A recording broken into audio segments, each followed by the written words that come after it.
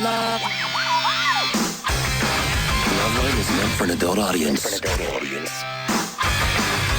may contain sexually oriented content.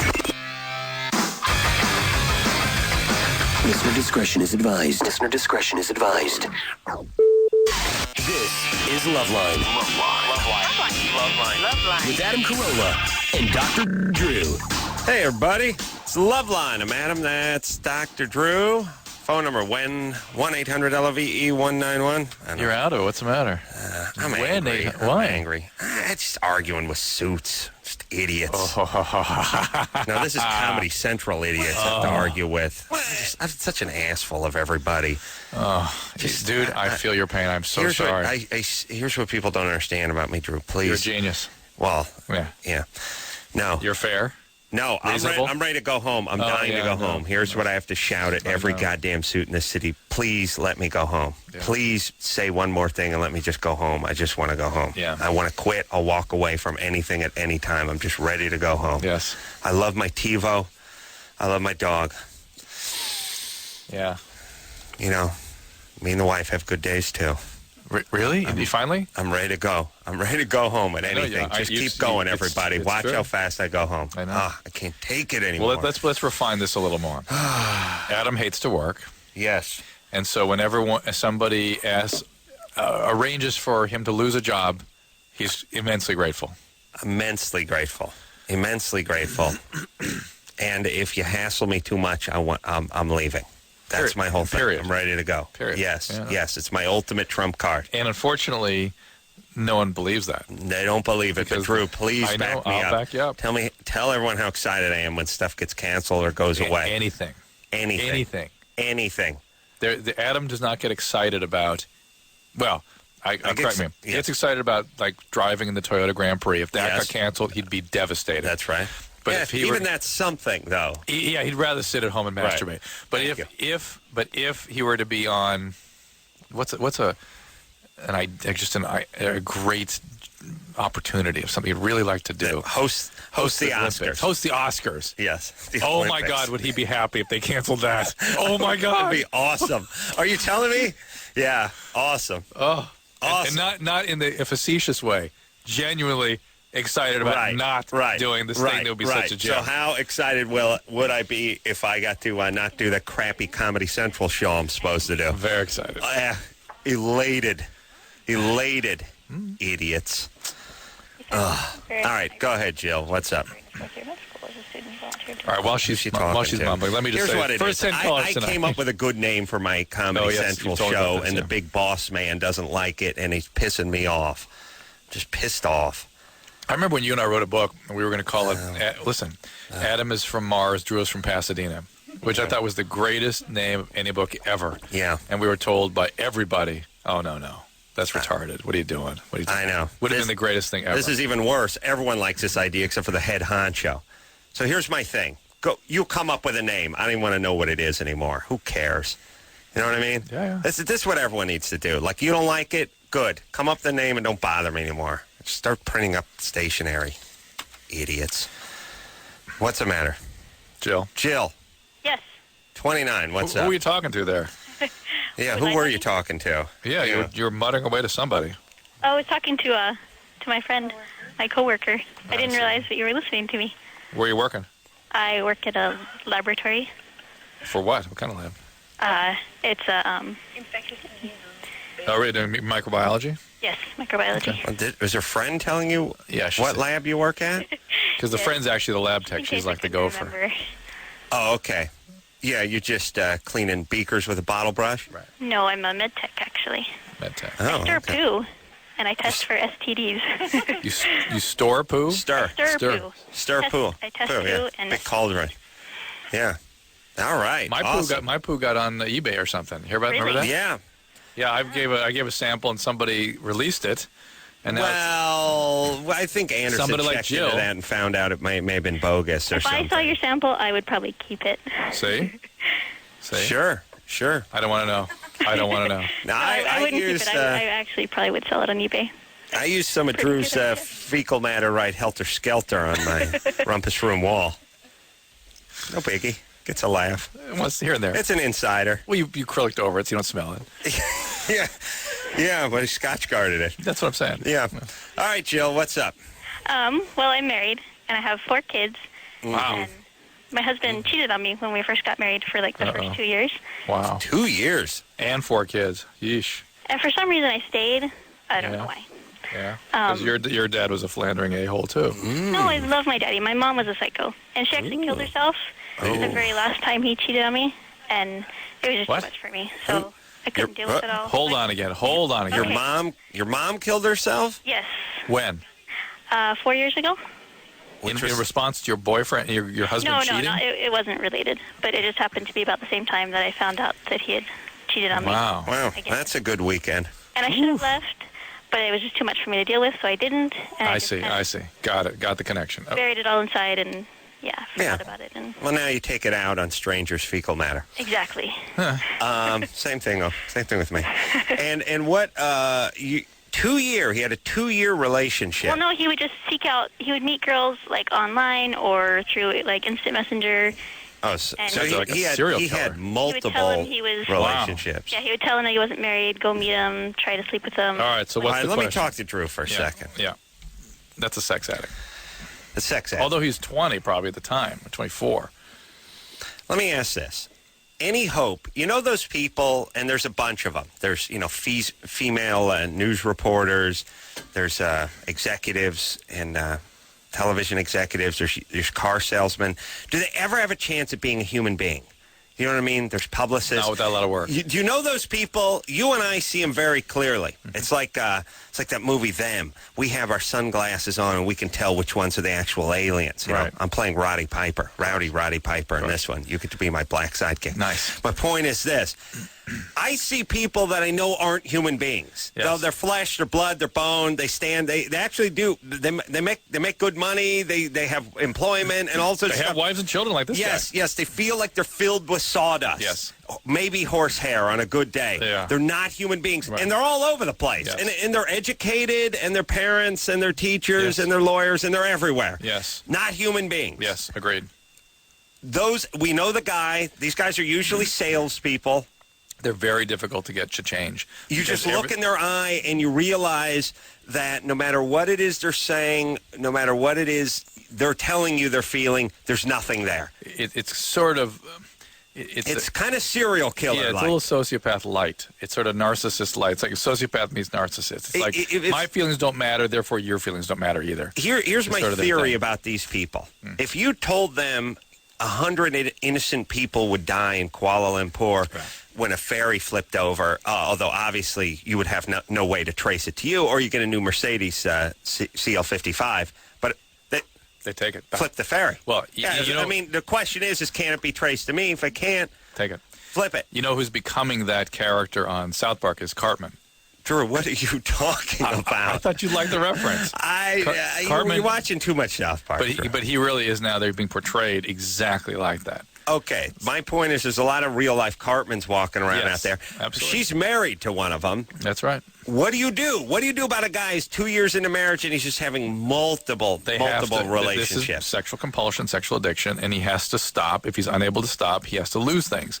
Can someone be made into a human being? Yes. But it's a lot of work. It's just a stupid... I'm not talking about like they do it in those Keanu Reeves movies where he's an uptight lawyer and then he finds a chick with cancer and the next thing you know... No, nothing like that. Nothing like that. He needs to work and work and work for many years and get becoming somebody with feelings again. Is he going to do that? No. He's not going to do that. Those people don't want to do that. That's right. Jill? Yes? You're married to Cartman, who's filled with sawdust and horsehair. Sweet. Oh, awesome. Sweet. Now, here's a question. How come other people don't see that? I meet people like that, my skin starts to crawl. Like I have to run out of the room screaming. You wouldn't know to look at him that he's... You really wouldn't. No, I know. That's the point. I'm not That's the looking point we're at making. a picture of... You dated him. You didn't just stare at his yearbook. This is the point we're making. And the question is, here's the deal. You are either going to hang in and have an exciting life with this guy who's not available to you, or you're going to threaten to leave and require him to make some change. And he just started going to SA meetings. Good. Okay. All right. That's good. But I don't even know if that's going to help. I mean... Well, it will if he gets a sponsor and works the steps. But Jill, you guys are a very dangerous combination because he has the mind of like a serial killing master criminal, and you have the mind of SpongeBob. Right. And he's just going to run. Mind of SpongeBob? Well, the naive you believe, quality, yeah. you're naive, you're easy. He's going to run right over you. Yeah. You got to go to maybe some Al-Anon or something like that, or get some therapy yourself so you can stand up to this. Yeah, set some limits. Your mom was nuts. You need therapy. Yeah. Yeah, I just started seeing a therapist. Good. All right, Okay. that's probably why Good. he's going to SA. So you go. But he seems to think that the whole essay thing, is going to take years and years, and I can work through it with him. But It is. I don't know if it's worth it. Well, fascinating thing, Jill, this is a very interesting thing you're doing, is that when somebody, the identified person, the person with the problem, starts to make a movement towards real change, that is often the time that the codependent, the person they're involved with, bails out. Right. And that's because that's the point. You have to look at your ass as well. Yeah. I would suggest, it sounds to me like a good situation. Yeah. Well, what's attraction?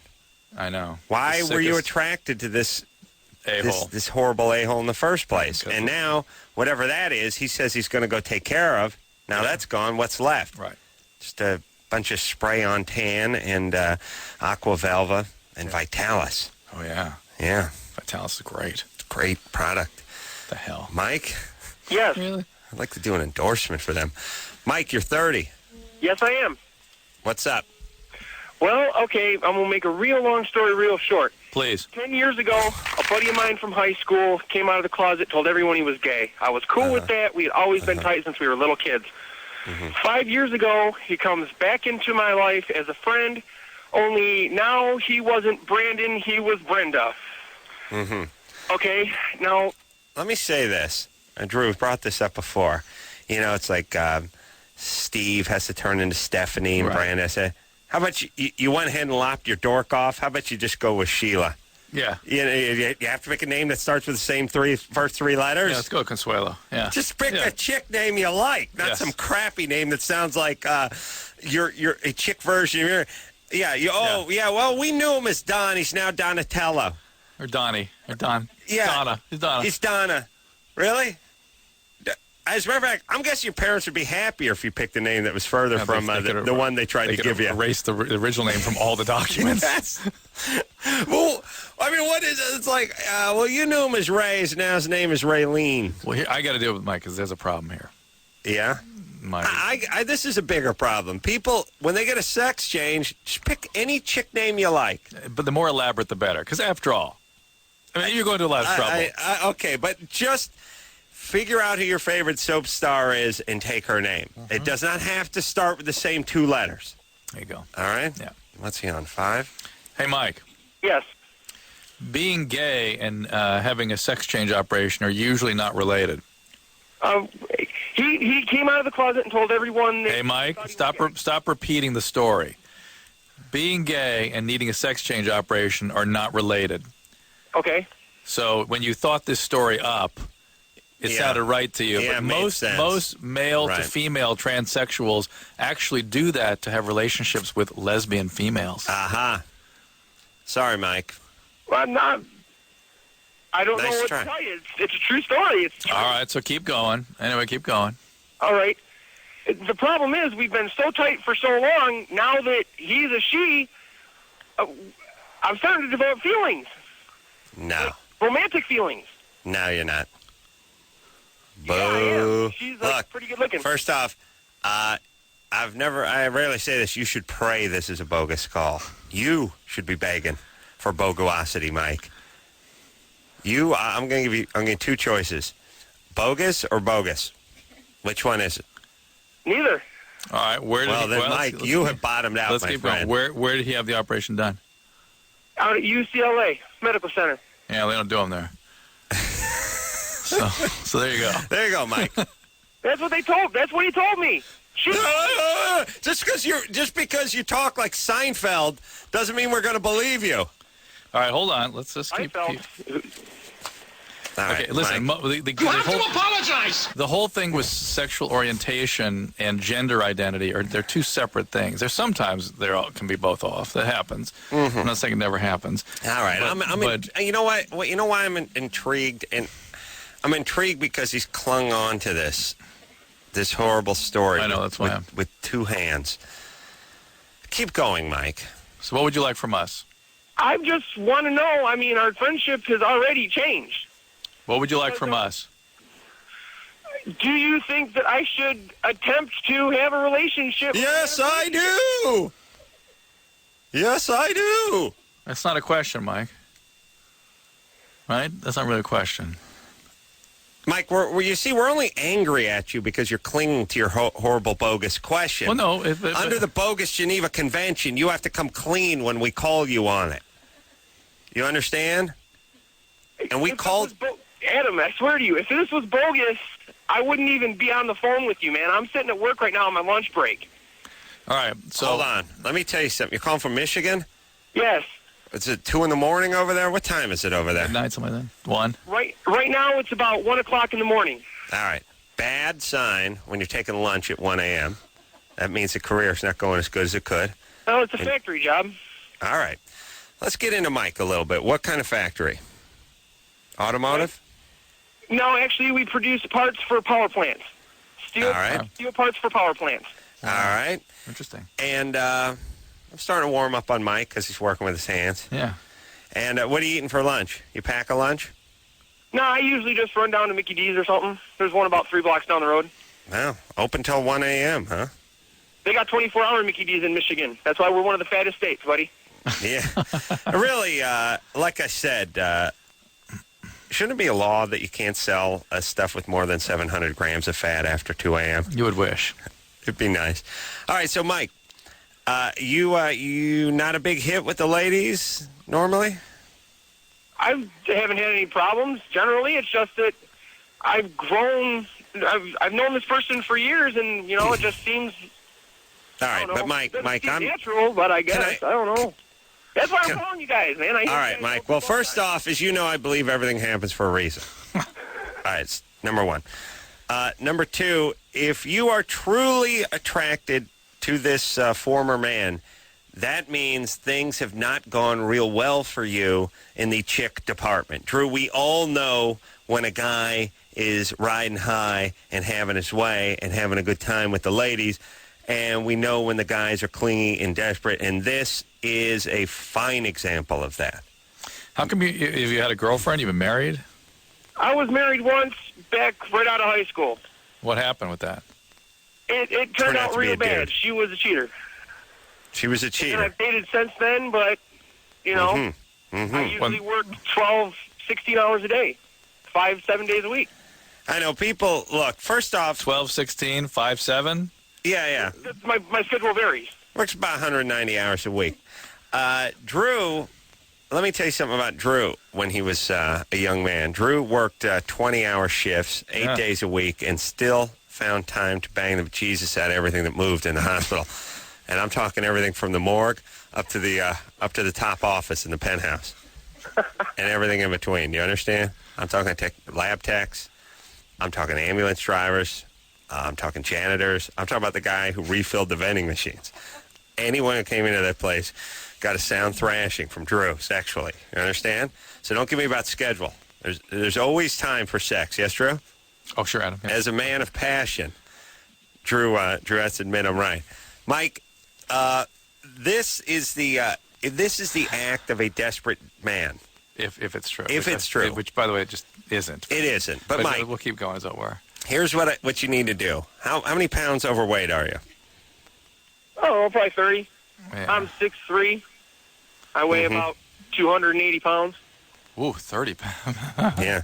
By the way, when did the bar get raised on the fat ass bar get raised or widened so much? It's a conspiracy with McDonald's. It's awesome. We talk to chicks all night long. Like, you big gal? No. I call myself curvy. I'm a 5'1", 245. Yeah, we used to call that fat. No. I get no complaints. Yeah, well, no one calls you a fat ass while they're trying to get oral from you. They wait till they drive home and tell their buddies and say to your friend, I don't get any complaints. Yeah, I mean, we talk to chicks all night long. Think how great we'd feel if we were women. Oh my God. Oh, yeah. We talk to women all night that are 195 pounds. But we would feel like queens, kings. Talk to chicks that are 200 pounds. They're like, I'm like 4 ounces overweight. It's like a butterfly laying on my shoulder. 280. So it's like guys are such nut jobs that they just go like laser beams at women. It'll tell them anything, go after them, make them feel like they're attractive because they'll just go for it. Yeah. Oh yeah. Mike. Yes. All right, so Mike, here's the deal. Do whatever you got to do. There's sort of no question for us here. We Mike, can't make a decision. Do you for have a bad mustache that's sort of almost red? No. You have a mustache, though. I do. I wear a goatee and beard. All right. Here's what I'm going to need you to do. I'm going to need you to lose, what do you say, 30 pounds? 80. I'm going to need you to lose 80 pounds.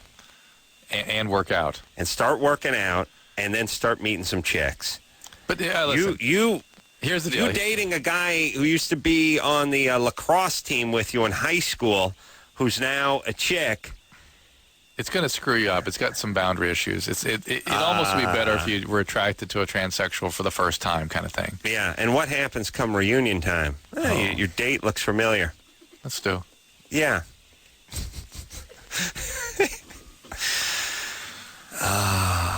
You know what? Let me tell you another problem. Yeah. I'll tell you another reason guys have gotten fat. I got a few theories. One is everything keeps getting bigger. XL, XL, XL.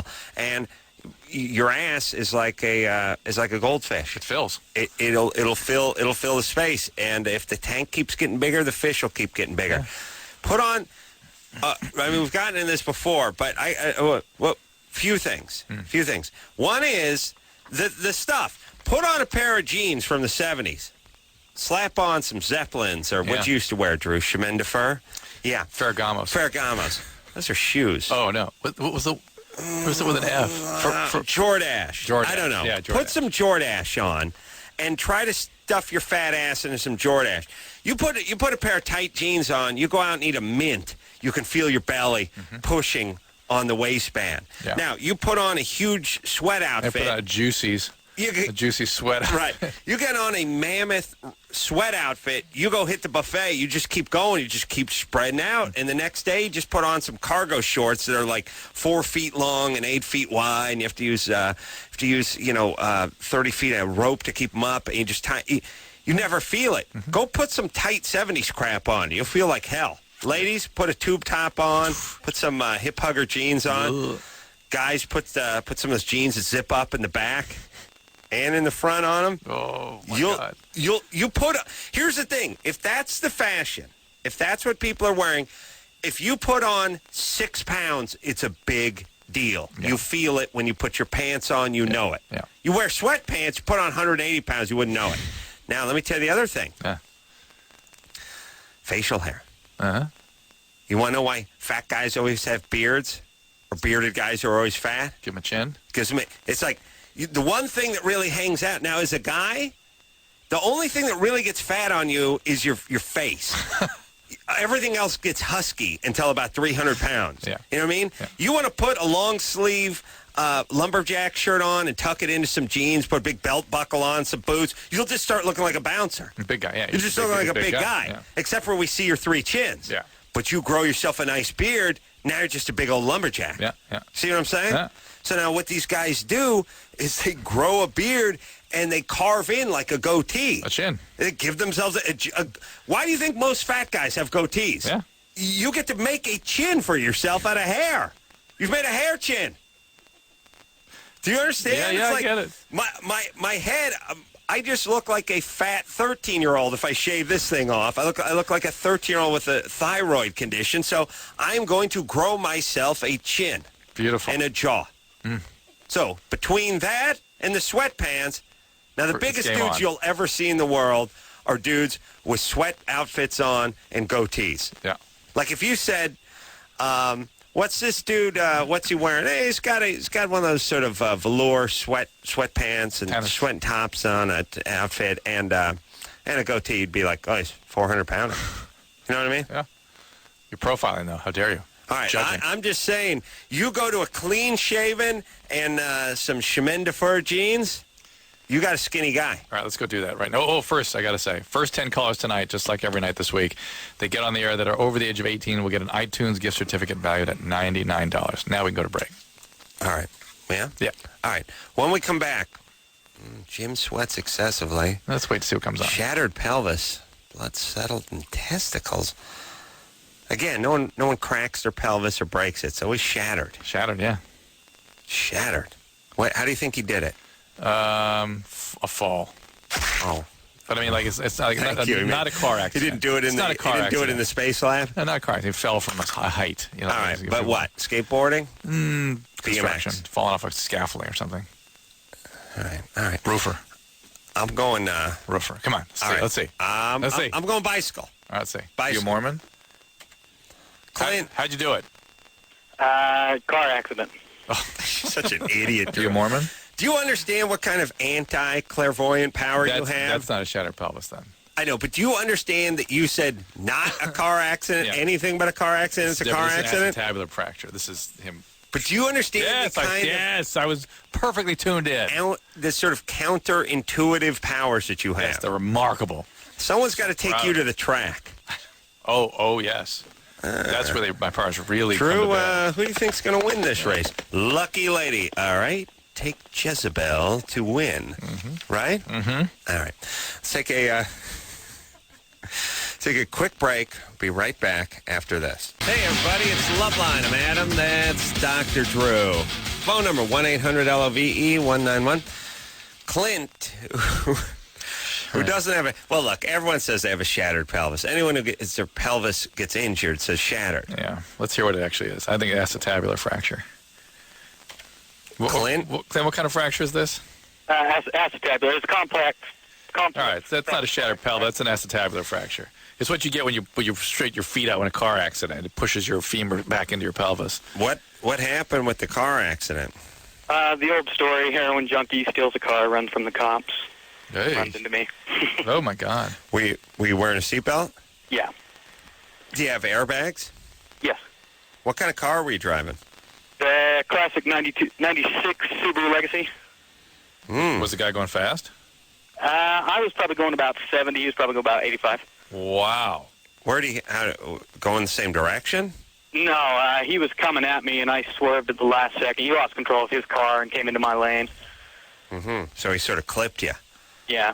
Wow. Did the cops get that wheel out that they push along the skid marks? I like that wheel.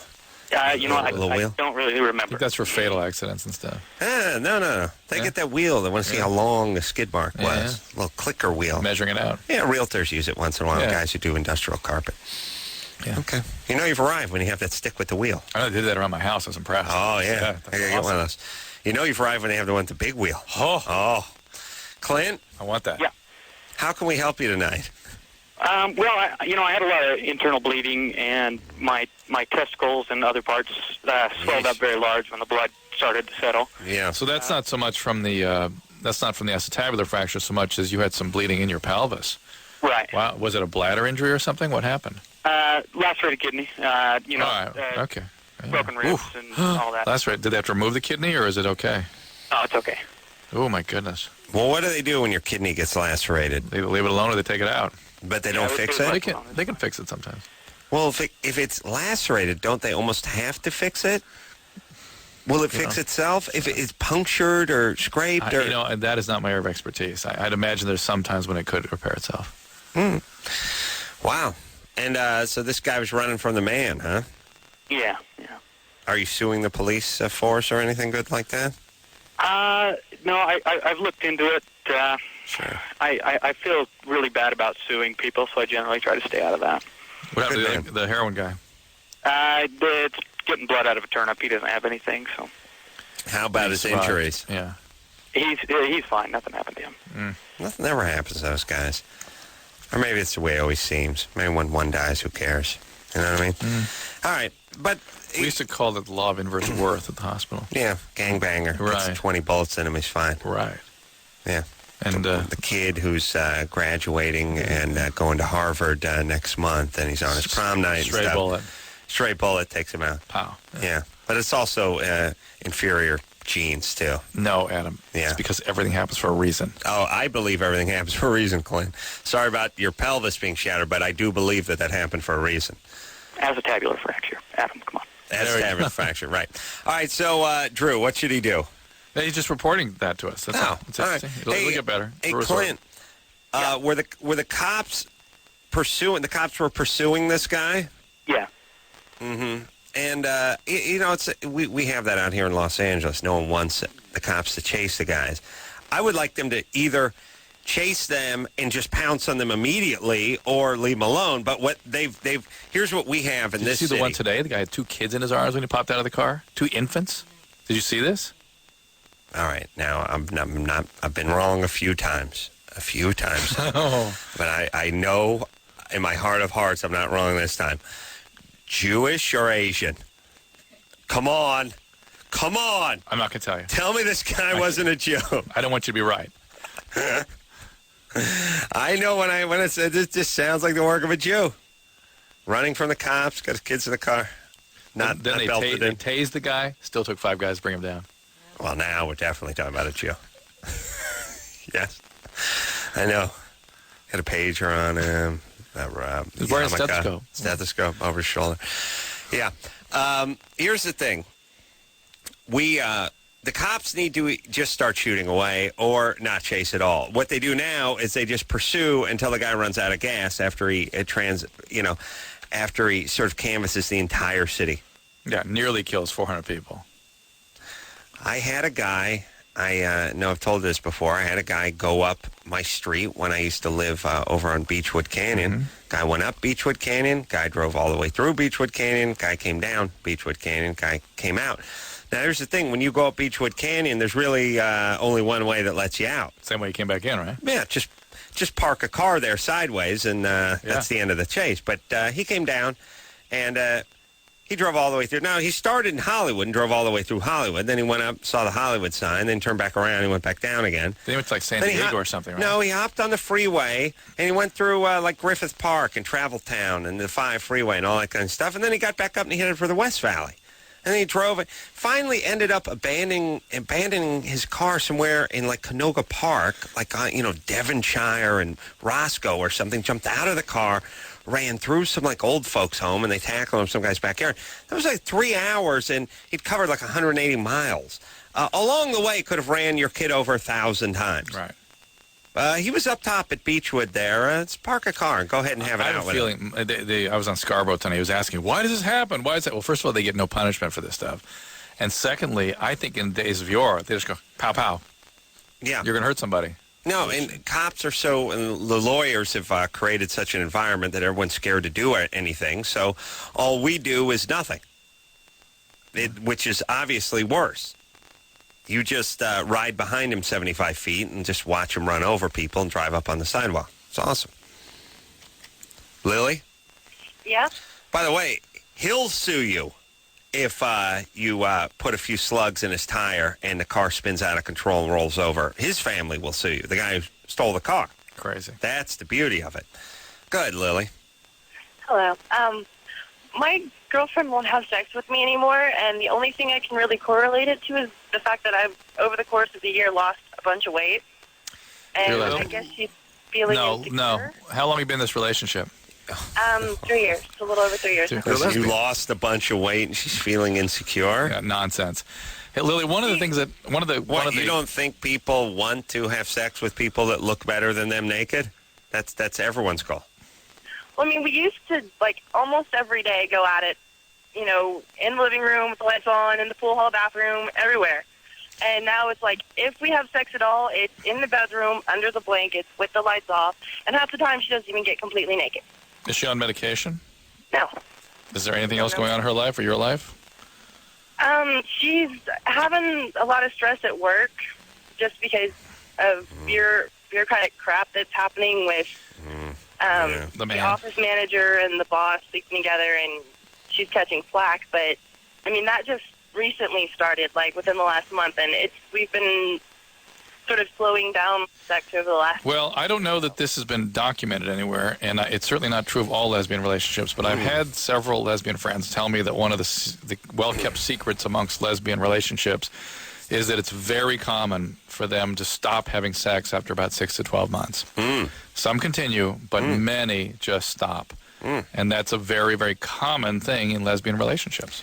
Well, it's a direction that a fair amount of women want to go in a heterosexual relationship. They get married, they have a few kids, they settle in, and they just, it's time to spoon to the grave. It's really what it is. Spoon until Wife had one of those made out of needle points put over our bed. That's nice. Spoon to the grave. Spoon unto death, yours says. Yeah, it's let's see. Spoon a diem, what the... Spoon a diem?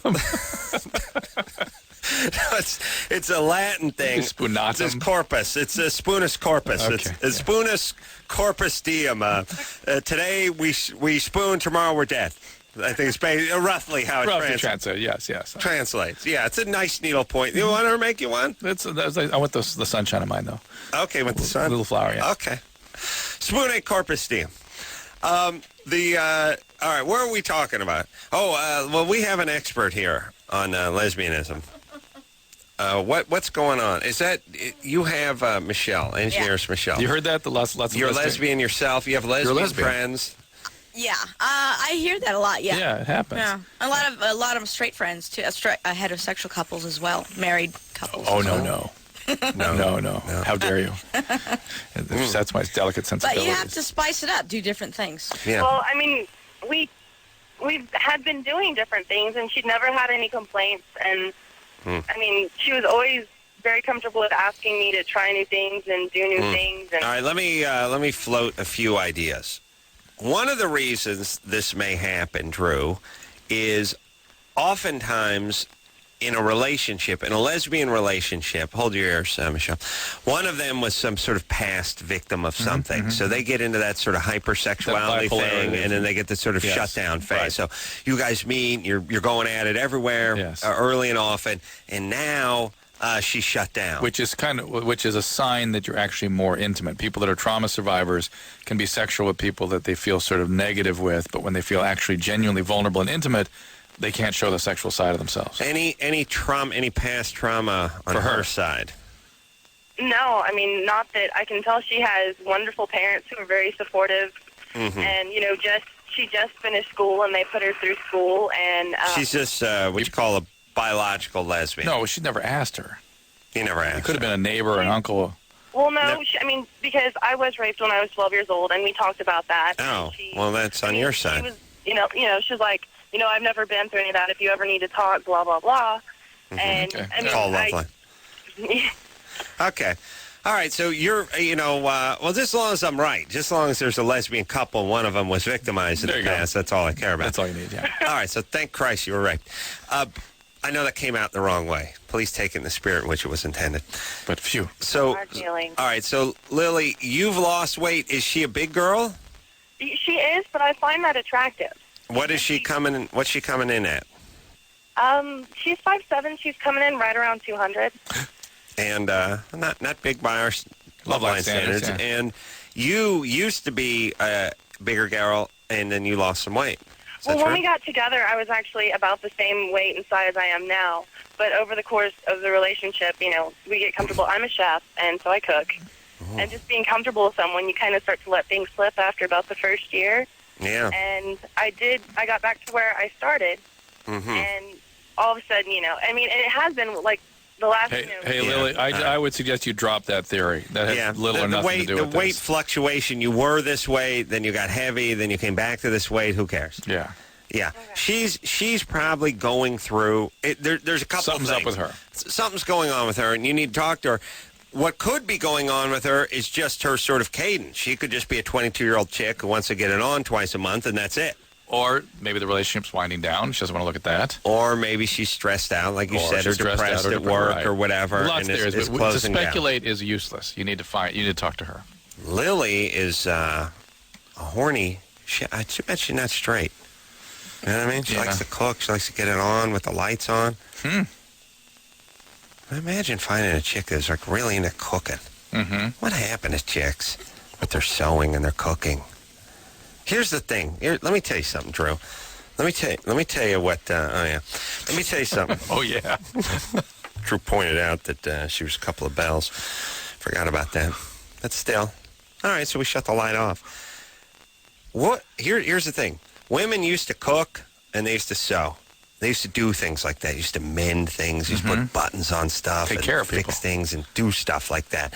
And then somebody told them in like 1968, hey, man, you don't have to cater to the man anymore. You don't have to cook anymore. You don't have to sew anymore. You don't have to mend anything. You don't have to do any of that crap anymore. You don't have to do man. anything. You're not Whitey's slave. And they went, yeah, that's right. Screw you. We're not. And they took all their like sewing machines and their bras and their spatulas. They threw them all in the river. The only problem is they didn't replace it with anything. Now it's a big zero. Now all they do is not make any money and not cook and not sew. Fantastic. Perfect. What a time to get married. Excellent. It's beautiful. It's like, hey, buddy, I ain't your slave. I don't cook. Yeah, no, the idea, you got to make money. Now you have to make money. Now you make no money and don't do anything now. You understand? Hey, you know what? I'm going to do the same thing. Hey, man, I'm not your slave. I'm not going to work. I'm not cooking. I'm not sewing. Yeah, we're not eating. What is that, Drew? What happened? Listen, here's the thing, ladies. You don't have to learn to cook. You don't have to learn to sew. You don't have to be anyone's maid. You don't have to be anyone's seamstress. You don't have to be anyone's chef. You don't have to be anyone's nanny. You don't have to do anything. But you have to make money. Or go back to the cooking. They just eliminated all the crap they didn't want to do, and they never replaced it with any of the stuff we wanted them to do. Yes? Yeah, go make $150,000 a year. We'll get someone to cook. All right. Wait till you have kids. Wait till you have kids. Wait till you have kids. All right. Then you'll appreciate things a little bit different. Yeah. Or it's going to get worse. We'll take a quick break. Be right back after this. Hey, everybody. It's Loveline. I'm Adam. That's Dr. Drew. Phone number 1-800-LOVE-191. Yeah. I want to talk to Jim. He's been on hold for a long time. Before Jim? you do, we got to mention one last time this hour that the first 10 callers on the air, 18 or over, which Jim is one, will get an iTunes gift card valued at $99. First 10 callers. So you can download 99 songs? Yeah. It's a good gift. Jim? Yeah. You're 18? Yep. It's $100 for getting on the air here. I know. Yeah, it's a big deal. I know. You should be paying us. You sweat excessively. Oh, yes. And it's embarrassing. Yeah. Where do you sweat the most? Just forehead, nowhere else. Oh, Adam, that's your man. Oh, nowhere else? No. Maybe, like, when I'm working out, like, really, really hard, sometimes my back, just a little bit. Other than that, all forehead. What the hell was that? What is that? What is that? Do you have a robot? What does that my sound? cell phone. Your cell phone? Yeah. Your cell phone's ringing or doing something. I'm walking. All right. So, Jim, Yeah. let me talk to you about this because I had this problem my own self. And, Drew, quiet down. Here's what I'm trying to say about this. We've been talking in the past and the recent past about people getting the gastric bypass surgery, which is, look, if you're fat, you're fat. You're going to be fat. I saw your picture when you're 3. You're a big melon head. Now you're 28. You're Buddha head. Just go ahead and get the surgery. Yeah. If your forehead's sweating, your forehead's sweating. And people can say, like, well, take it easy on spicy foods or, this, that, and the other. But really, you're going to have sweaty forehead your whole life. Yes. That's how you're cut out genetically. Yes. So here's the thing.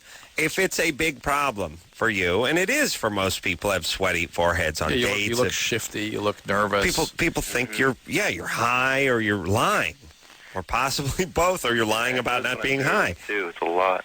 Yeah. There is a procedure. It's an operation where they get into your chest wall and take out the stellate ganglia. They don't take it out. They shake it out. Yeah, they ablate it. They vibrate it. Yeah. They supersonically vibrate it. And whatever it is, They knock it out. Let's put it that way. Go on the internet. Yesterday, I just went to the doctor. Yeah. And I did a blood test, and they said that my thyroid's abnormal. Well, what do you think that would mean? Well, you can sweat excessively when you have hyperthyroidism, but that's not what this is. I mean, it may be contributing to it, but it doesn't cause your forehead to sweat. The forehead sweating as the means of perspiration for your body is a specific genetic mechanism, and it can be corrected by knocking out a part of your nervous system called the sympathetic ganglion in that region. Hey, What Jim, is the go on the surgery internet. What's that? Does the surgery say? I don't know. Well, Adam's okay. I did it. I'm alive. And now he sweats all over his body. Barely. But I don't sweat on my forehead. One more thing, like, I just got dry salt. Do you think that will do any good? All that stuff helps. Everything helps. Zirac W helps. Yeah, look, it helps like dieting helps a fat person, but nothing has the kind of impact that the surgery does with the fat guy or with the sweaty guy or with the sweaty fat guy. There you go. Okay. With the beard and the chin. Well, you got the beard and the sweatpants. All right, we'll take a quick break. Be right back after this. Hey! 1-800-LOVE-191. First 10 callers you get on the air tonight will win an iTunes gift card, $99. You win $99 for getting on the show if you're 18 or older. Hey, everybody. How's it going? You give the phone number out? Huh? Did you do that iTunes thing? What are you talking about? We're going to take care of some business. 1-800-LOVE. Yes, and for the first 10 callers on the air tonight, we'll win an iTunes gift card, $99. All right. And the gift ain't one. All right. And what? What'd you say? $99 and the gift ain't one. $99 and the gift ain't one. What's that song? 99... Luftballons? No. Yeah, 99 Luftballons. No. 99 problems and a... Oh, right. Yes, thank you. About a rap song. Yes. Wow. True. Throwing the Jay-Z out there. Throwing the J. Yeah. What's the lyrics to that song? 99. There you go. Oh, and a bitch ain't one. See? Drew, what have you been doing? What's going on with you? Doing mushrooms. What happened? Eating drugs. Wow. Eating drugs. Lauren? Yes. You're 22? Yes. What's happening? Basically, my boyfriend has a addiction to the drug OxyContin, and he's trying by himself to stop taking them right now. It's very difficult. It basically doesn't happen, Lauren. That just doesn't happen. Well, yeah, that's kind of what. How much of the drugs is he eating a day? Ingesting. He was taking up to 4 80 milligram. Yeah, that's a healthy dose. Look, he's an opiate addict. Opiate addiction is treated in a highly structured, long-term environment. He's got to find a way to get into treatment, and just that's that. Spend the time and get going. This is not something. And then, the other question was like we're college students and we don't have the means because I've called a couple places and you're at the what's the name of your Sacramento State there? Sac State. Worst name for a college. Are you at Sac State? I'd rather go to Scrotum U than Sac State. I am. He's not. He's at American River College. All right. Is there student health services there? I'm not really sure. I guess I could find American River College sounds like a college you go to learn how to deal Pai-Gow poker. Or do whitewater rafting or something. What do we do? We do kayaking and Pai-Gow. Some Texas Hold'em. I mean, that's my emphasis this year. I wrote I'm doing a thesis on the flop. I wrote a thesis on the flop and the fig. And the river card. Drew, good specific information, everybody. Thesis on the flop. Yeah. All right, Lauren. You guys can't afford not to get help. Yeah. He's got to throw himself on the mercy of whatever student health services there are there. He needs to get it. What? So he can't really do it himself. There's nothing he can get for the withdrawals and anxiety that's non-prescription himself. Absolutely not. That's like trying to fight an atomic weapon with a pop gun. This is profound biology, and the detox is not his problem. His problem is going to be staying off the drug once he's detoxed, and that's going to take some work. The detox is easy. You can't do it without a lot of professional help, but it's easy by comparison to staying off the drug. You ready to keep it rocking? Here we go. Break it down. Flop. You know what the flop is? Yeah, the flop's the card. The first three. No, the river card or something is the last one. It is? And they're called the river card? Yeah. Well, what do they deal on the Texas Hold'em? Everyone gets 4? Two. And then they deal. Then here comes the flop. 1, 2, 3, 4. Then they deal the dealer's cards. Yeah, you played in these tournaments. We both. I'm always so drunk that I can never remember, and I just don't care. And they start flipping the cards, but it's the flop. The first three. The first three is the flop? Yeah. And then the turn, then the river. Oh, then the river. All right, so the river did sound like a Texas. Yeah. No, that was very good. Oh, thank you. I don't know I don't know why. John? I got a 5. Mm-hmm. Let me tell you something. I know a lot of celebrities, a lot of people in general, just sort of enamored with poker all of a sudden. To me, it's right up there. Not quite up there, but right up there with the grown men bragging about comic books and excited about comic book movies and stuff like that. Hey, Fantastic Four's coming out. I don't know about the guy who played the commish. He's playing the Thing. I don't buy it. It's a little more like Pokemon. Whatever it is, grown men are not supposed to be that excited about poker. Yeah, it's a bunch of guys sitting around, just sitting around, just messing with their chips. And then there's some guys wearing wraparound sunglasses and a cowboy hat, and he's your idol. Except for this guy's a huge loser. Yeah, but he wrote 3 books on Texas Hold'em. Still a loser. Still a loser. Believe me, he spends 18 hours a day indoor drinking Diet Pepsi, doing the with his chips, and wearing a ski mask with goggles over it, sitting amongst other guys who have difficulty getting laid or who are married and wives hate them. It's not a sport. There's not that much involved with it, and I know you have to be a genius. That's why the guy who wins every year is just some kid who was playing on the internet. And then he comes and wins the big grand tournament. Just get over it. Let's keep moving. Okay. Everyone should go outdoors and do something. I agree with that. Yes? Yes. Here we go. Drew and I played one of those tournaments, and after 3 hours of sitting on our ass being bookended by idiots who are somehow, they're held Legends. up to the level of deity because they won a few tournaments, but they're really just idiots. I mean, you sit next to these guys. They're probably dumber than NASCAR drivers. If you sandwich in between these two idiots, after my 3rd sack of Doritos, it was time to go home for me. I want to get the F out of there. Yeah, just went all in, pal. That was it. Here's the whole thing about poker. Hour and a half of poker is entertaining. 4 hours of poker is excruciating. Yes, true. You want to play 17 hours of poker? That's a good time? Yeah. I got a life to lead here. Yeah. I got to get home and masturbate, nap, and watch TiVo. Okay?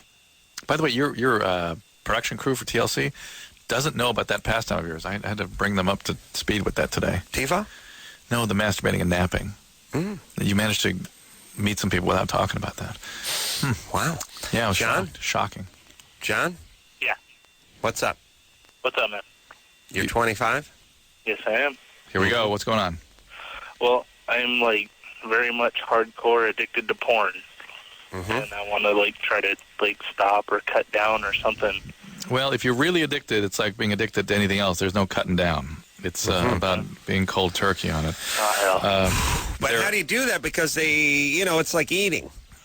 I mean, they say you can't stop eating. Yeah, you can cut down for when a while. You're addicted to food. I understand. It's just like eating disorders, really. And you can stop for a while, and you can do it in a balanced way with... the acting out is what needs us to stop. You can, engage in it in a healthy way, in a normal way, in a sort of regulated way. But to do it in a very intense way like you're doing, there's a lot of shame and guilt, and that makes you want to do it even more. Well, what are you doing? Well, I'm spending pretty much all the spare money I have on it. And what do you mean? My phone bill's behind, my car's falling apart, and I just want more porn. Well, are you buying DVDs?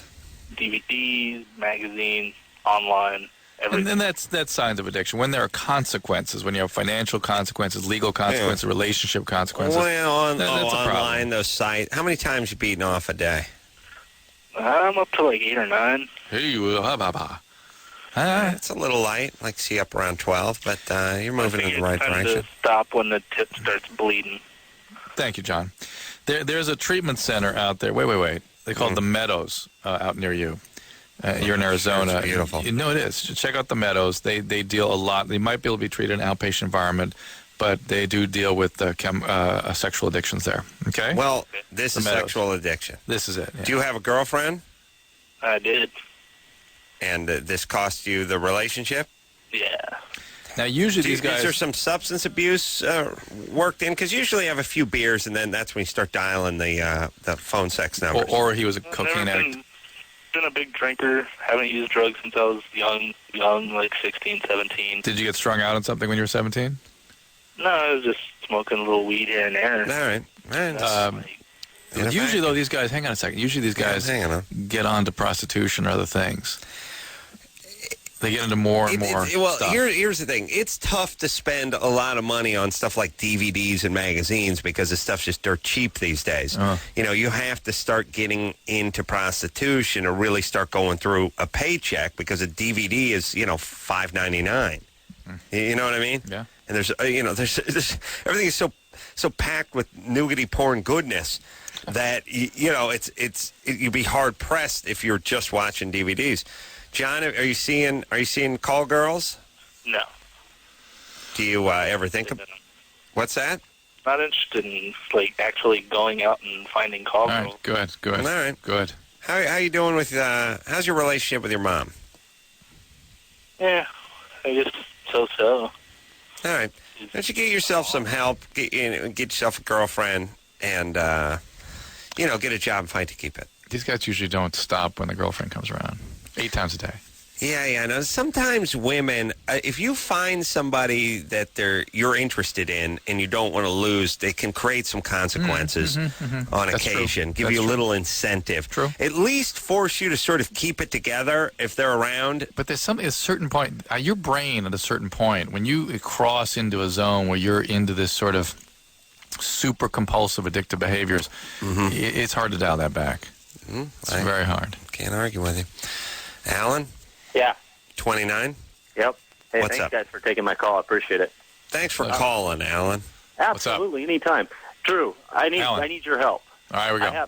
All right, on the head of my penis, or around the head of my penis where the skin is, the foreskin is, it's peeling. On the corona, the tip thing, or the foreskin? It's underneath the head.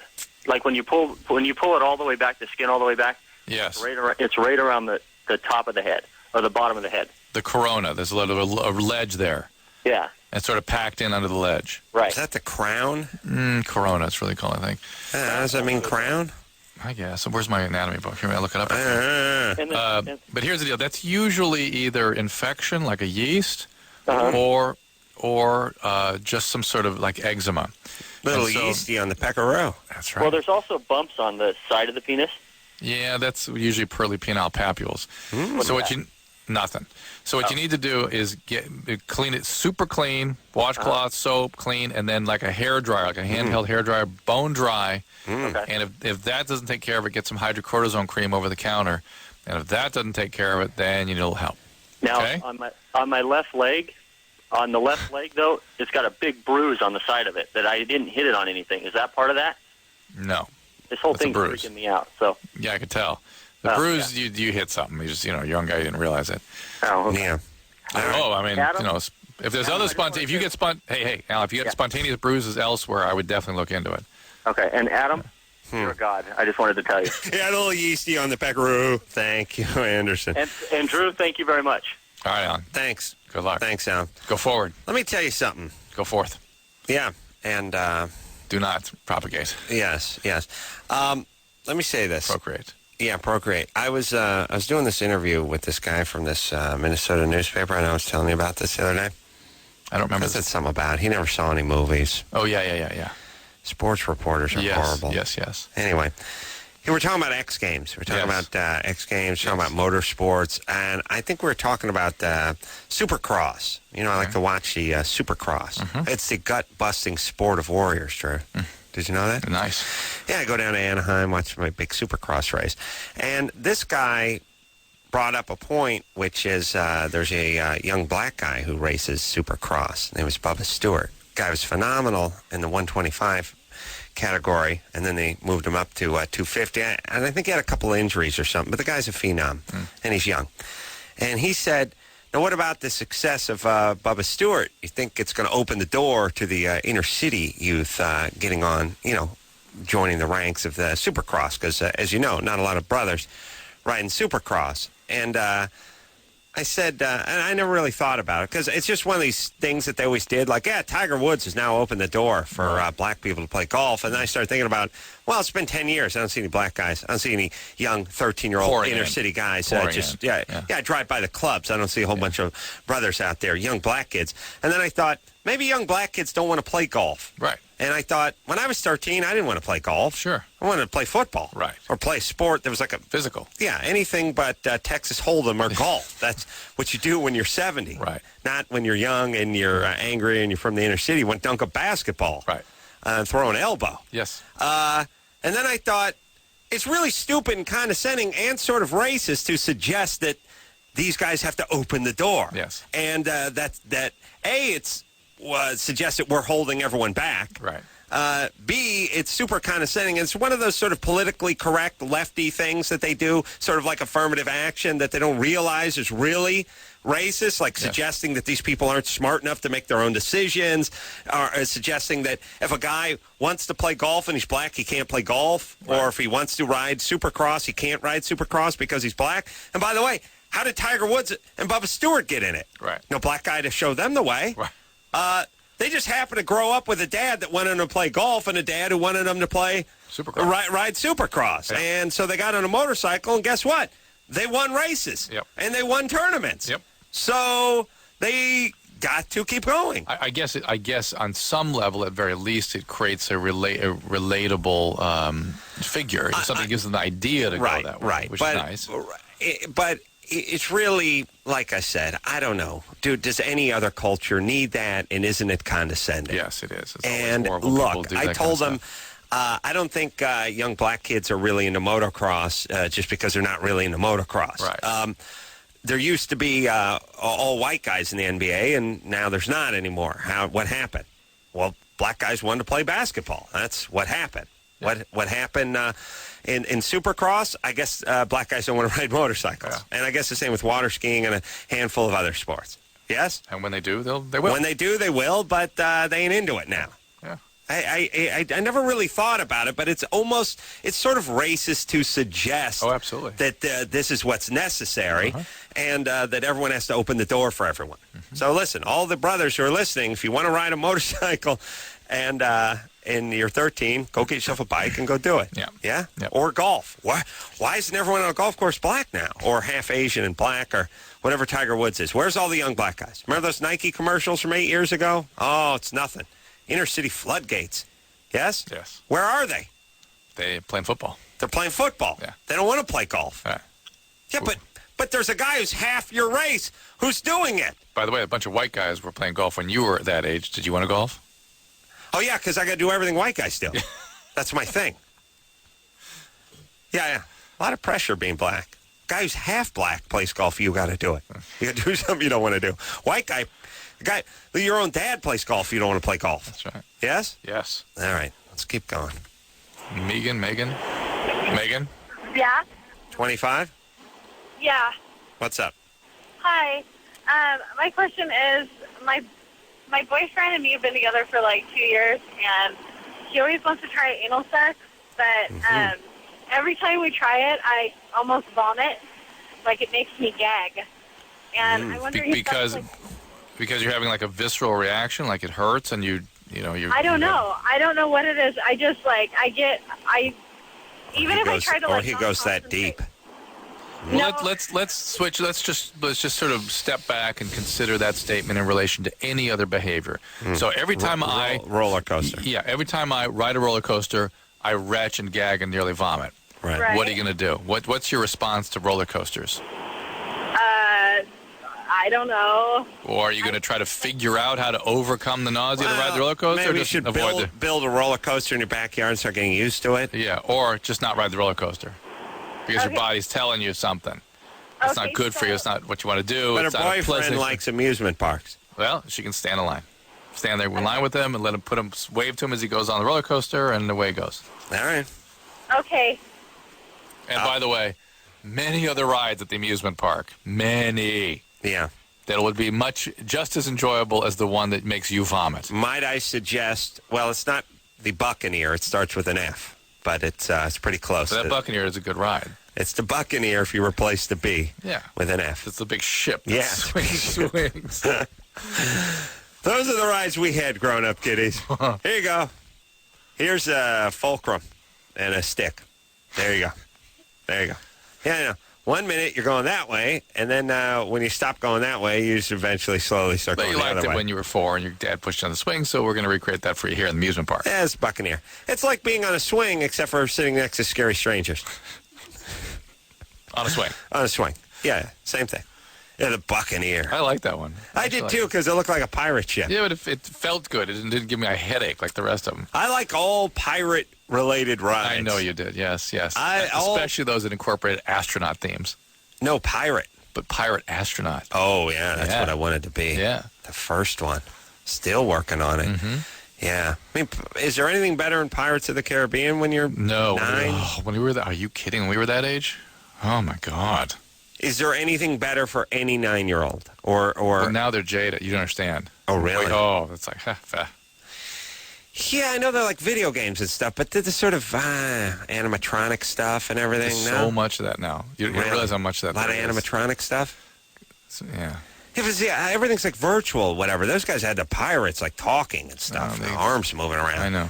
They got a lot of stuff. I say Pirates of the Caribbean and then the Haunted House. Yeah, nothing better. What's better? Nothing. Haunted House at the time, just because it came next. Yeah. But Pirates of the Caribbean, awesome. Yeah. Oh, it was all dank and cold. Pirate ship firing at you. Dead men tell no tales. Awesome. Chris? Although the guy who was talking was dead.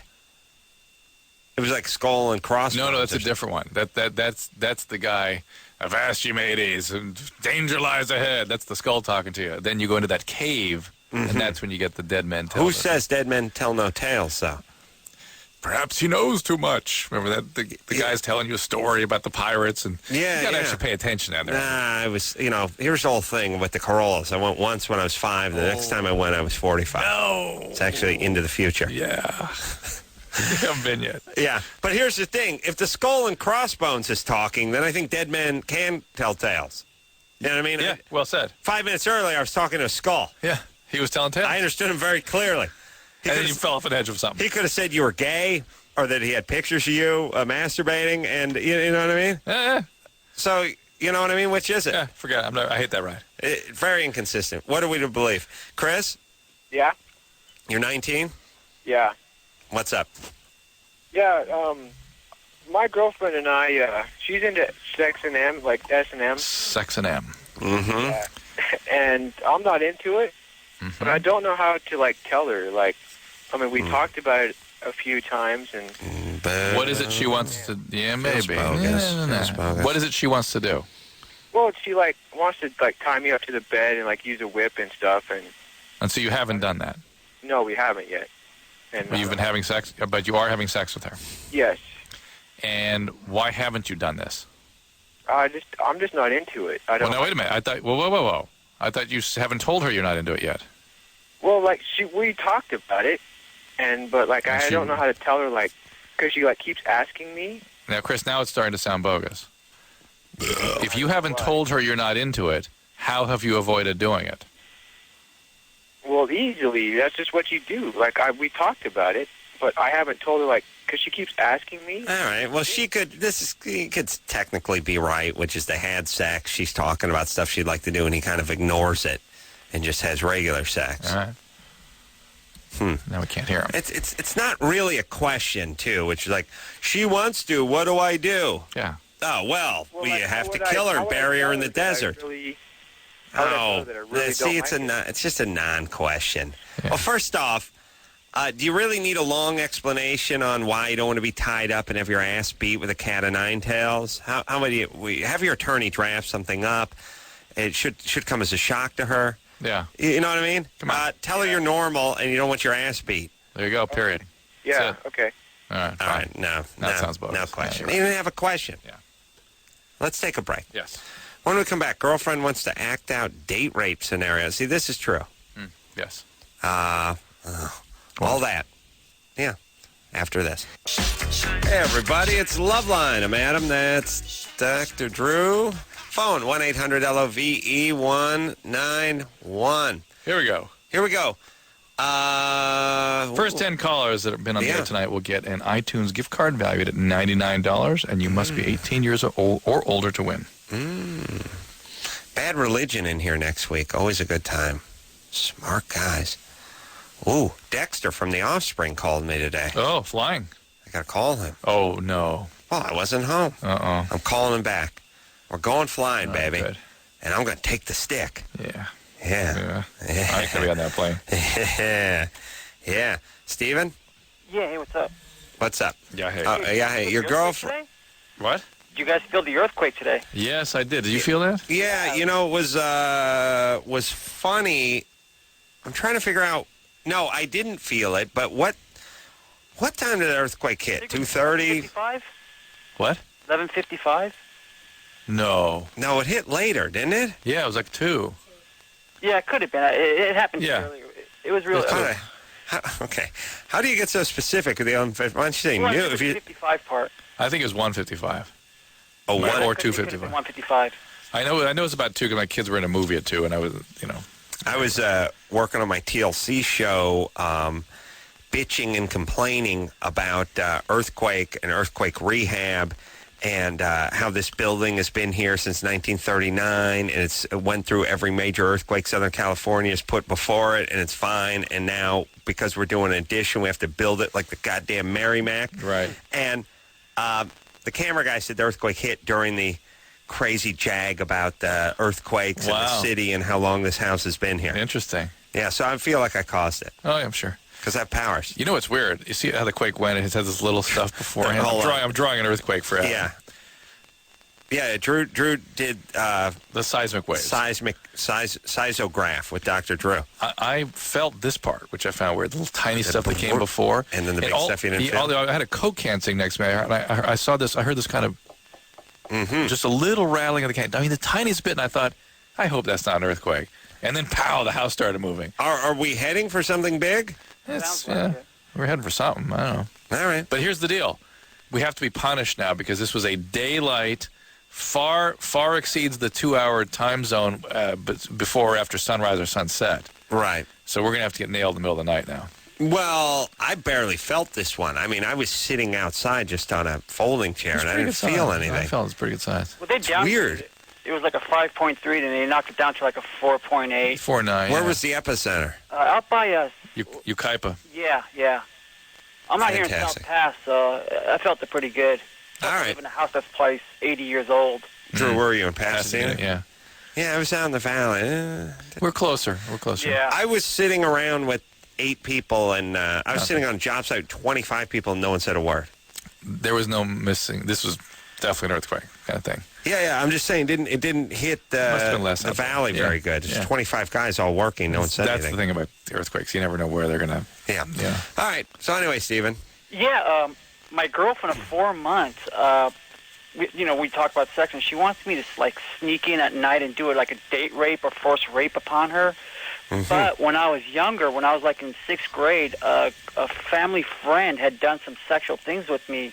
So I get, I'm really afraid to, commit this on her now. And I was just wondering, how do I get over the fear?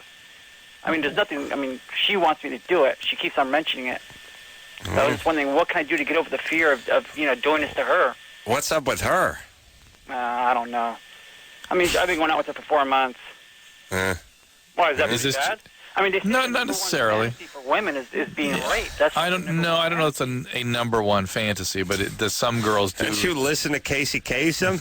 No. Some girls do like to act out something like that, where they feel swept away. Maybe the way to do it is to just light rape. Yeah, take control of the situation and make her feel swept away by the whole circumstance, rather than the cat burglar. Just see what you can recreate to make her feel. So some women, in order to feel sexual, like to feel like they're not responsible for their sexuality, that it's you sort of taking control of it. Sometimes I think also, think about this, Adam. Put him on hold for a second. Mm-hmm. I think, all this stuff about girls liking bad boys, I've been thinking about that lately. And I think women like sort of men withholding something from them a little bit. Do you think that's it? Not opening their book to them. It's so much and not just be brooding, but so much. You look at the women's magazines. There's so much preoccupation about what's going on with the men. What's going on with the men? What's going on with the men? To open up. Yeah, well, not just open up. I got to get back. They have something magical, something I need. Yeah. And the guy that won't give that to them, that's the one I got to have. Yeah. And I must pry that free this from was him. Freud's theory about penis envy, that the penis was just a magical phallus with magical powers that women just needed to sort of get a piece of. And it really wasn't about the penis. It was just some sort of magical something that men had that they didn't have. I got a magical chapstick I can wave. That's your penis. Upon the woman. That's your penis. Yeah, well. Just saying. Yeah. Does that make sense? Does that sort of feel right? Yeah. And so her thing to sort of the date rape thing is sort of about being swept away and being controlled by a man, taken over. I was just thinking if it was a 70s sitcom, he would go out the front door saying he was going to crawl in the window, and an actual rapist would climb in through the window with a ski mask, and she'd be like, honey, not so rough. Yes. Meanwhile, he would have been getting stopped by the cops and standing out front. Yes. She'd be thinking it was him the whole time. Perfect. You know what I mean? High comedy. Awesome. All right, look, Stephen, get some therapy for. No, he was abused. Well, what happened to you? When I was in 6th grade, a family friend of mine would like kiss me and give me a hand job, stuff like that. Was it a girl or boy? It was a guy. Yeah, that's pretty heavy. How about a little help for that, Stephen, and for the earthquake? Yeah, therapy sounds like it might work. All right. Look, here's the thing. With her, a little hair tugging, most women enjoy a little hair tugging. The sort of rape simulation is probably a step further than I would deem healthy. Mm-hmm. Yes? Mm-hmm. But still not out of the spectrum of normal. Mm-hmm. But it could mean something happened in the past, and they're acting something out. Yeah. She likes him. He's got some stuff going on. Yeah. Sean? Yes. You're 25? Yes, I am. Your fiance wants to have a foursome? Yeah, it's... No way. No way. No way. No way. Oh. She broke the question. She's been experimenting with sex, like different types, like, I don't know. And we've just been going at it like for the last 3 months, and we've been engaged for 6 months. And she popped the question that she wanted to have a foursome with my best man and the maid of honor. Maid of honor, I have no problem with. But well, who wouldn't? Yeah. I mean, of course. No, but that dress is a rental, so be careful where you aim. You know what I'm saying? You're not going to get your cleaning deposit back on that. Yeah, and if I did it with the best man is my best friend, I don't know how I would deal with it. Well, I mean, it's going to be turn on when he's, mounting you. Yeah, he's banging the bejesus out of your ass. Well, first bangs the girlfriend. Oh, yeah, he's going to bang the fiance, and then he's going to bang you. Yeah. Well, you got to do what you got to do. Look, first off, weddings are filled with tradition. They all don't make sense. You know what I mean? This is her family tradition. The Jews step on the glasses, smash the plates. You know what I mean? And lift the guy up on the chair. It's confusing. It's hard. We can't judge. Sean, this sounds bogus. Super bogus. Or you guys are just albino white trash. So I don't know. I don't know which one it is. I don't care. But if your fiance is actually pushing for this, run. Do not get married. Right. This is not somebody who's ready to get married. No, it's not someone who's ready to do anything. Mm-hmm. Except for have a foursome. Mm-hmm. And even that, she'll have a huge reaction to. Who knows? Yeah. You know what foursome. All right, let's take a break, Drew. Let's do it. We're going to talk to... Nicole has a boob question. Areola will go back to normal size. Had kid last year. Oh, let's talk to her. Nicole? Yes. 18? Yes. You had a kid last year? He was born on Christmas. Oh, well, that seems special, but it's probably going to be disappointing. Yeah. Let's take a break. Mm-hmm. Yeah. And your areolas got big? Yes. Mm-hmm. These calls. Yes? Yeah, and I was wondering if they'd ever go back to normal size. How big did they get? A little bit bigger than a quarter. That's tiny. That's not that big.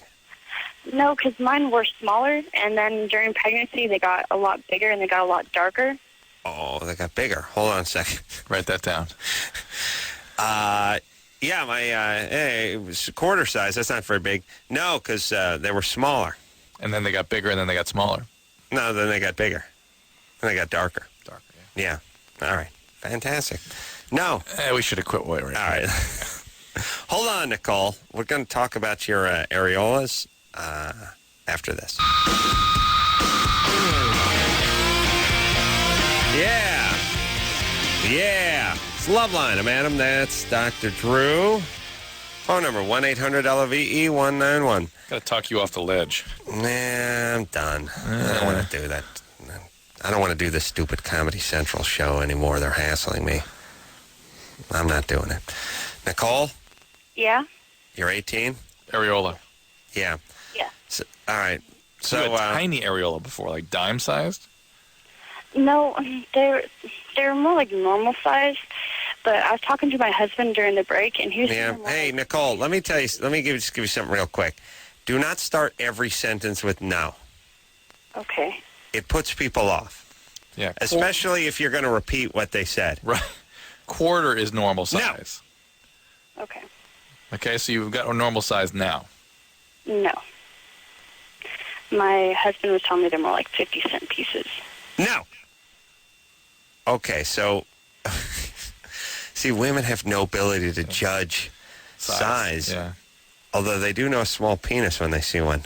No, even that they can be confused about. Well, I wish I could run into.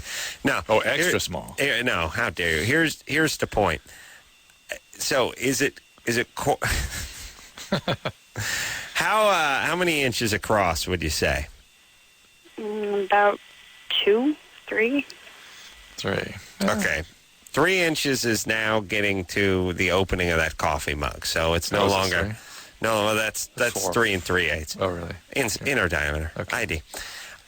So the point is it's a quarter size is normal, but this is bigger than maybe 50-cent piece is probably 1.25 inches.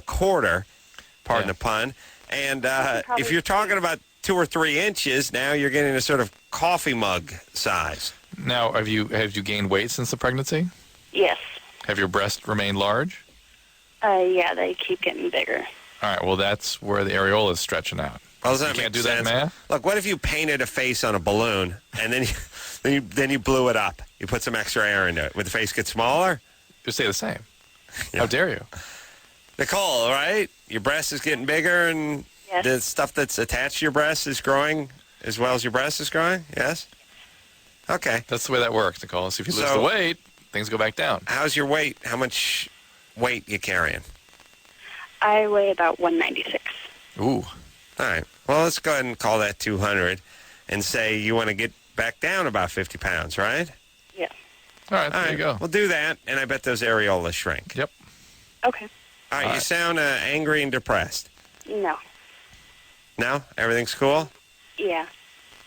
Now our phone lines are so effed up, I can't even talk to anyone Michelle, anymore. somebody please fix these phones. It's a national radio show. We can't hear the callers. Yeah. Didn't sound angry and depressed to you? Oh, yes. At least angry. Yes. No. Yeah. Jem? Is that Jem? Yep. 26? Yes. What's up? Okay. I have a boyfriend. Well, actually an ex-boyfriend, but we've been on and off. His roommate, which he went to Iraq with, I guess he got really drunk one night, and I just found out about this. But there was some reason I did not like the guy. I was like, he's gay. Everybody thought he was gay. Well, he got really drunk. Now, why? Was he in the service, or did he just go there for a vacation? He was a corpsman, a medic out there. Your boyfriend. Your boyfriend. Both of them were. Yeah, both of them were. He met him out there. Okay. And they got put together to watch the guys. But anyhow, I guess they, obviously grew a bond together since they were out in the war together. Came back with this guy. They ended up moving in with another guy that was serving the service. And then all this stuff happened, drama. And then they moved out to another place in Irvine. And one night he got really drunk and he passed out. And he's known to, there's no way of waking him up when he's drunk. But he found his roommate sucking his thing, his wiener. And I was just wondering, it's messed him up really, really bad. And I'm just wondering what kind of mental, how is he going to be mentally? Because now our sex is awful. I can't even go down on him because I'm thinking that he's thinking of that guy. And hold on a second. What do you mean it's messed him up emotionally? What is he complaining of? He used to be really good in school, and then now he's just he's not really focused on it. His priorities are getting messed up. Is he doing drugs? Well, hold on. No, not He at couldn't all. have been that good in school. He wouldn't have been in the military. No, he went there for a medic. I mean, he's not a dumb kid at all. I mean, he went there to aid everybody, so he had to go through that whole thing. So he's in business. He's at Fullerton right now. Wait a minute. So he got out of college. He got out of high school. Did he go to college? First of all, Jim, you were somebody that buys spin. You're not thinking about things. Well, let's start thinking things through here. Just look at the evidence. He got out of high school and he did what? He went to the military, but while he was in the military... Why? Why didn't he go to college? Because he didn't have enough money to go into college. The colleges are free, certain colleges. What's people get grants and aids. I'm sorry? People get grants all the time. Guys, was he a good student in high school? I don't know exactly if he was... I mean, what does that have Jim, to really do anything with this situation? Yes, or? tons. This is what we're talking about. You don't know who he is even. Ooh. Why did he come out here from New York? Oh, he got transferred to Camp Pendleton from New York. He was stationed out here. I know, but I asked why'd he go into the military. And you can't even answer that. No, but here's the thing.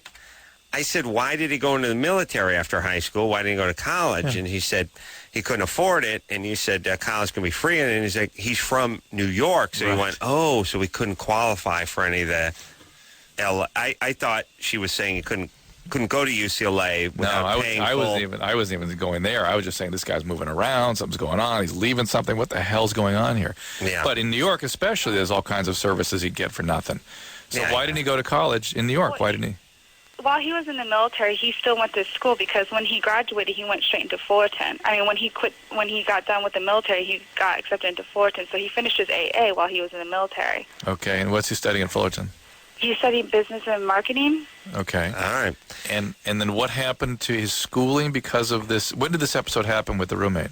It happened probably about 5 months ago, and I found out about a month and a half ago. And how did it come up? Why did he bring it up with you?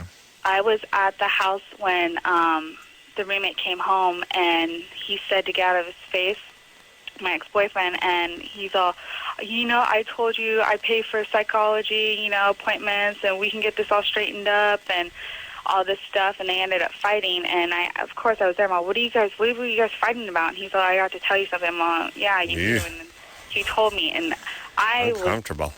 Yeah. Yeah, was like, I would bet your boyfriend though drinks, and when he goes to bed, you can't be woken up. Right. Is a bad sign. Yeah. So something's up with him. I've been telling him too, and everybody's been telling him that. We're like, that's not good. I mean, he's to the point where you can't someone will end up sucking his. That happened. He didn't even know.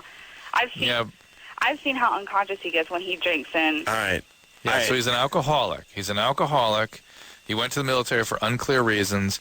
He still lives with the guy who is a perpetrator of sort of a rape, basically. Why is he, unwanted sexual living contact. With this, rapist roommate? There is a ton more here than you know. A ton. And Jem, you sound at 26 as sort of confused as anyone I've met.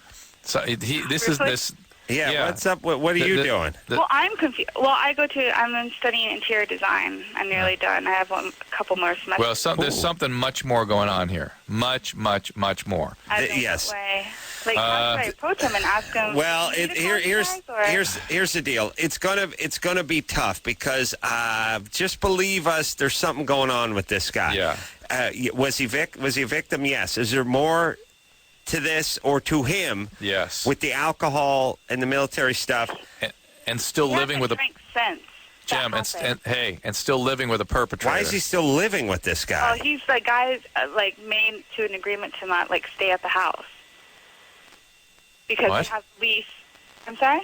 What were they? What? Does the guy still sleep? No, he doesn't. He doesn't sleep there anymore. He sleeps somewhere else. Yeah, so he's somewhere else because he's always out on business trips. All right. The thing is, I think he's a pharmaceutical rep, and I want to kill him. Not kill him. Yeah, I just want to see him go down and be able to, are you aware that, one of he's created his own little hell for himself. But Jim, here's the thing with you. Jim and your boyfriend, this guy have got more going on than you're willing to admit. I don't know about that. But something. I don't know that it's necessarily a relationship, Something's but up something with this more guy. going on. Yeah. Something's up. So here's the thing, Jim. I don't know what to say other than I think there's more here. Just don't trust your instincts. Don't believe what these guys are telling you. You solely hating the roommate is probably not the greatest direction to go. That's called a split, and splitting behaviors they're unhealthy. So there's something going on here. There's lots of things your boyfriend's not telling you. That's the only thing I know for sure. Try to get the sex back going. Do not get pregnant. Do not get married. There you go. We'll take a break. We'll be back.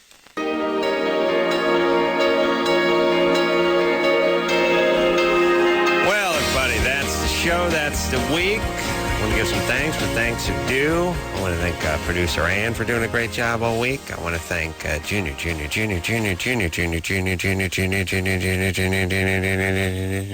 You took some out. Don't forget.